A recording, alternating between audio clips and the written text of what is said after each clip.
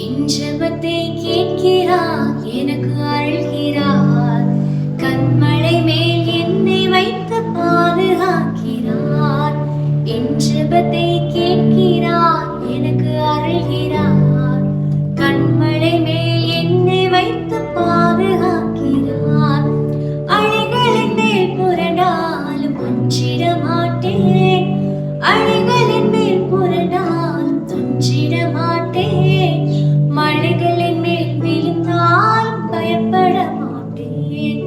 மழைகளின் மேல் விழுந்தாலும் பயப்பட மாட்டேன். Praise lord everyone. ஜெபத்தை கேட்கிறவனும் பெற்றுக்கொள்கிறான். ஸோ நம்ம லைஃப்ல கண்டிப்பா ஒரு சம்பவம் நடந்திருக்குங்க. யாராச்சும் ஒருத்தவங்க இல்லைன்னா நிறைய பேர் சொல்லியிருப்பாங்க, உன் லைஃப்ல கண்டிப்பா நான் கூட இருப்பேன், என்ன சூழ்நிலையா இருந்தாலும் சரி, எதுனாலும் நீ ஏன்ட்டு கேளு, நான் கஷ்டப்பட்டுனாச்சும் உனக்காக நான் கண்டிப்பா செய்வேன்னு சொல்லி ரொம்பவே ஒரு ஷார்ட்டி கொடுத்துருப்பாங்க. நம்மளும் அவங்கள ரொம்ப நம்பி இருப்போம். ஒரு இக்கட்டான சூழ்நிலை அவங்களை நம்ம ஹெல்ப் பண்ணுவாங்க சொல்லி நினைச்சு பார்த்து அவங்கள பாக்குறப்பதான் தெரியும் ஒரு மனுப்பலான ரீசனை சொல்லி நலிவி இருப்பாங்க. அப்படிதானே?